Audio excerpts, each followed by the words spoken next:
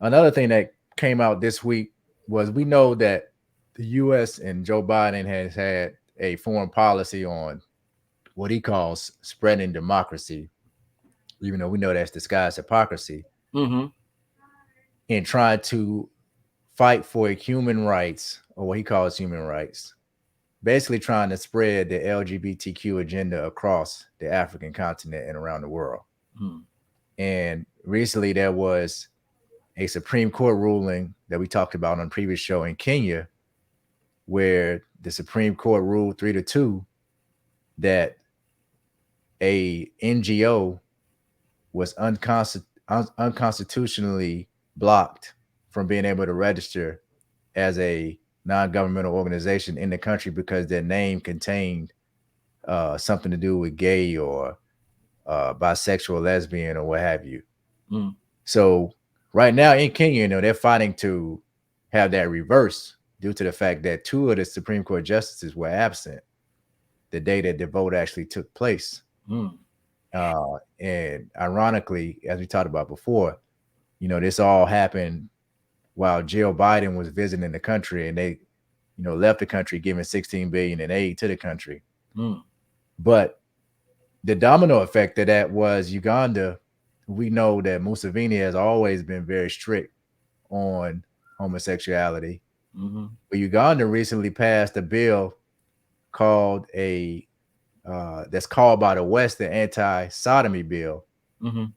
where they are increasing the penalties for being homosexual, lesbian, transgender, or whatever in that country.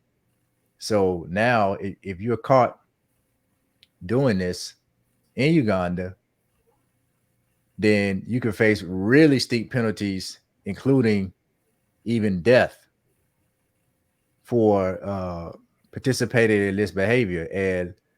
the lawmakers in Uganda, the parliament, passed this anti-homosexuality bill last Tuesday with a vote of 389-2. Wow. So they're strongly standing against the possibility of this spreading. And I want to read a quote that Uganda's Minister for Works, Ikwiru Francis, said. He said that in our country, we will have morals. We will protect our children. We are making this law for ourselves. We are making this law for our children. We are making this law for the children of our children. This country will stand firm. Homosexuals have no place in Uganda. Wow. So this really stirred up controversy in the United States. Mm. And the Secretary of State, Anthony Blinken, he argued that the Homosexuality Act passed by the Ugandan parliament would undermine fundamental human rights of all Ugandans and could reverse. Now, listen to this now. Could reverse the gains in the fight against HIV or AIDS. Now, how is passing anti-homosexuality law or bill going to contribute to the rise in HIV or AIDS? Mm. It has no correlation. Mm. He says, we urge the Ugandan government to strongly reconsider the implementation of this legislation. Mm. And these Western countries are trying to impose their practices, their cultural practices on other countries. And that's not how the definition of democracy works. Democracy works like this: the people in Uganda vote to elect a leader. They elect that leader and they vote on things based upon their cultural values, based upon what they want to exist within their country as a sovereign nation. Mm. So if the people are voting it on this, that means that the majority of the people agree with the bill, as saw in the parliament vote, 389-2. It wasn't even. It's almost 99.5% of the total parliament Mm. voting in favor of the bill. So why is it that Western countries can't respect the sovereignty and the cultural values of another nation, but expect uh, other nations to respect theirs? Museveni said that the Western countries should stop wasting the time of humanity by imposing their social practices on us. He mm, says in Europe, people marry their cousins, but in Uganda and some parts of Africa, it is taboo to marry your cousins. So should we impose sanctions on them? This is not our problem. hmm, So basically saying that you do what you want to do in your country and we'll do what we want to do in our country. And one of the things that, I've said for years is it's interesting how when it comes to the United States and rights for people to get married, there is no argument or no legal right put forth for people whose cultural practice is polygamy. mm, So the same argument that you can make for a man not being able to marry a man or a woman not being able to marry a woman for years, they tried to say, well, as a partner and not a husband or a wife, they don't have the ability to um, do things like sign off on hospital situations or hospital visitations, or financially they weren't allowed to file taxes together and all of these different things. mm, Well, if somebody travels here in the country that they're from, in that country they have 7 wives and they move their family to the United States, legally on paper they would not be allowed to keep those 7 wives, which would prohibit them from doing the same things that people argue against or for, excuse me, the homosexuals being able to do, to mm, have their quote unquote rights. hmm. So, it's okay for homosexuals to get married, but if a man wants to marry 5 women, Can't do that. yeah, he can't do that. Mm. I think what here's what's interesting to me about this. We know that there are serious concerns about the rapid growth of the population of African people. Particularly in the parts of Africa that they call sub-Saharan Africa, where you have the highest birth rates in the world,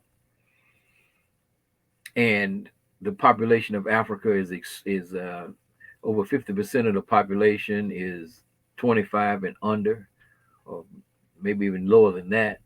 Uh, and so they want to do everything they can to reduce the population. Now, here's what's interesting to me. They have reduced their own populations as a result of a lot of choices that they've made. You know, they stopped having children. A lot of countries in Eastern Europe, you know, and they're having this war in Ukraine that's killed perhaps anywhere from 300 to 400,000 people. These countries are dying because they're not producing enough children to replace the people who are transitioning.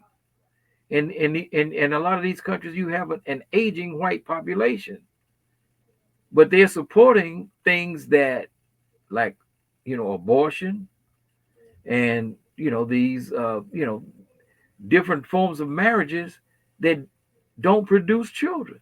It's I don't understand it. But Michael Bradley called it the Cronus complex, and maybe that's what it is. I mean, but they want to impose that on other people to reduce their populations, but Well, I don't think that's going to happen in Africa. I really don't. for a long time, the argument for a long time, people have been speaking out in the African community. People have been speaking out against these practices, and some people will say that what another person does in another person's bedroom is none of my concern. And then we saw how that the problem continued to mushroom outside of the individual's bedroom, now into your community, onto your television screens, in your schools, in your face. And they're continuing to push and push and push. And then also for a long time, we've also used the argument that, this does not produce life. Well, now they're actually doing research, like this article says right here, where scientists have successfully created uh, embryos from two male mice. Mm. So they're taking two males and they're pulling the skin cells and able to create eggs, to generate eggs, which will allow the male mice to give birth to another mice.